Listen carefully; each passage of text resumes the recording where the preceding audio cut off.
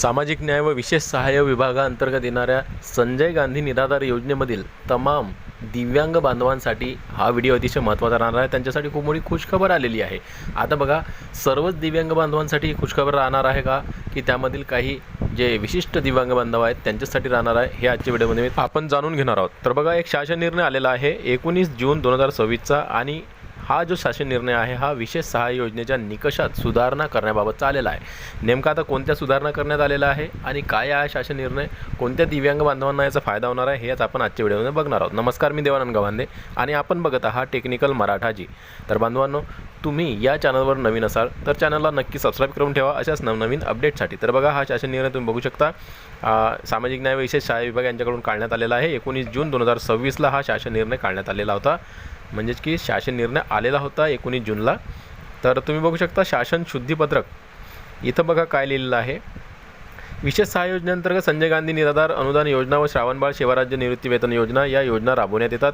त्या अनुषंगाने विशेष सहाय्य योजनेच्या निकषात विभागाच्या उपरोक्त संदर्भाधीन क्रमांक 2 येथील शासन निर्णयान्वये सुधारणा करण्यात आल्या आहेत। सदर शासन निर्णयातील परिच्छेद क्रमांक 3 मध्ये तात्पुरत्या स्वरूपात दिव्यांग असलेली व्यक्ती विशेष सहाय्य योजनेसाठी पात्र असणार नाही। दिव्यांग लाभार्थ्यांना विशेष सहाय्य योजनेचा लाभ घेण्यासाठी युनिक डिसेबिलिटी ID कार्ड अनिवार्य करण्यात येत आहे। अशा प्रकारचा हा शासन निर्णय या अगोदर आलेला होता आणि त्यामध्ये तुम्ही असं पाहिलं असेल। तर परंतु आता ही जी काही अशी तरतूद केलेली आहे, यामध्ये आता दिव्यांग सक्षमीकरण विभागाच्या शासन निर्णयान्वये विशेष सहाय्य योजनेअंतर्गत दिव्यांग लाभार्थ्या संदर्भात केलेली सुधारणा विचारात घेता या विभागाच्या संदर्भातील क्रमांक 2 येथील शासन निर्णयातील परिच्छेद क्रमांक 3 मध्ये खालीलप्रमाणे सुधारणा करण्यात आलेली आहे। आता कोणती सुधारणा करण्यात आलेली आहे? ज्या दिव्यांग बांधवांकडे लाभार्थ्यांकडे सक्षम वैद्यकीय प्राधिकरणाने निर्गमित केलेले वैद्य तात्पुरते दिव्यांगत्व प्रमाणपत्र टेम्पररी UDID कार्ड उपलब्ध आहे, अशा लाभार्थ्यांना त्यांच्या प्रमाणपत्राच्या वैधतेच्या कालावधीपर्यंत विशेष सहाय्य योजनेचा लाभ सुरू ठेवण्यास याद्वारे मान्यता देण्यात येत आहे। तर बघा काय सांगितलेलं आहे, या अगोदर काय होतं की अशा लाभार्थ्यांना ज्यांच्याकडे की टेम्पररी UDID कार्ड आहे त्यांना लाभ देण्याचे नाकारले होते आणि अशा प्रकारचा एक शासन निर्णयसुद्धा अगोदर काढण्यात आला होता। परंतु आता हा शासन निर्णय दिव्यांग बांधवांसाठी जे काही अलग विभाग तयार करण्यात आलेला आहे, दिव्यांग सक्षमीकरण विभाग, यांनी आता तात्पुरत्या स्वरूपात ज्यांच्याकडे UDID कार्ड आहे त्यांनासुद्धा या लाभ मिळत राहावा अशा प्रकारचा शासन निर्णय काढला होता। आणि म्हणून आता तुम्हाला माहीत असेल की जे काही सक्षमीकरण विभाग आहे, दिव्यांग सक्षमीकरण विभाग, यांची विभाग तर तयार झालेला आहे परंतु कामकाज अजून सुरू झालेलं नाही आहे त्या विभागाकडून। आणि म्हणूनच दिव्यांग बांधवांचे जे काही पेन्शन वगैरेचे आणखीन जे काही त्यांच्या इतर कामं असतील ते सध्या संजय गांधी निराधार योजनेअंतर्गत राबवण्यात येत असलेला जो काही विभाग आहे सामाजिक न्याय विभाग, या विभागाकडूनच राबवण्यात येत आहे। दिव्यांग बांधवांची पेन्शनसुद्धा सध्या सामाजिक न्याय विभागाकडूनच मिळत आहे।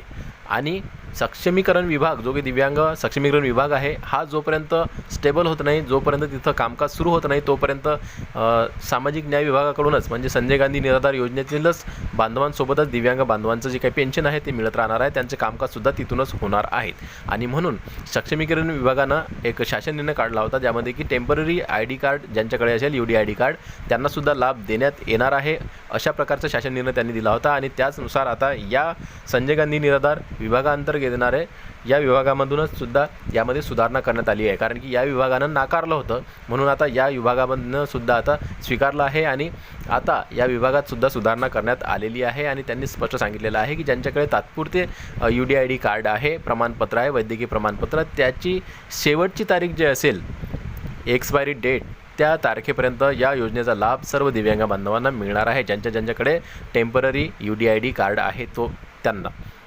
आपण समजले असाल, एकदा पुन्हा सांगतो, ज्या दिव्यांग बांधवांकडे टेम्पररी UDID कार्ड आहे, म्हणजेच की ज्यांनी तात्पुरते वैद्यकीय प्रमाणपत्र घेतलेले आहे, त्या प्रमाणपत्रावर जी शेवटची तारीख असेल त्या प्रमाणपत्राच्या वैधतेची, त्या तारखेपर्यंत सर्व लाभ त्यांना मिळत राहणार आहे। अशा प्रकारचा शासन निर्णय खूप मोठी आनंदाची बातमी आहे त्या दिव्यांग बांधवांसाठी। व्हिडिओ आवडल्यास लाईक करा, व्हिडिओ पुन्हा नवीन एका व्हिडिओमध्ये, तोपर्यंत जय महाराष्ट्र।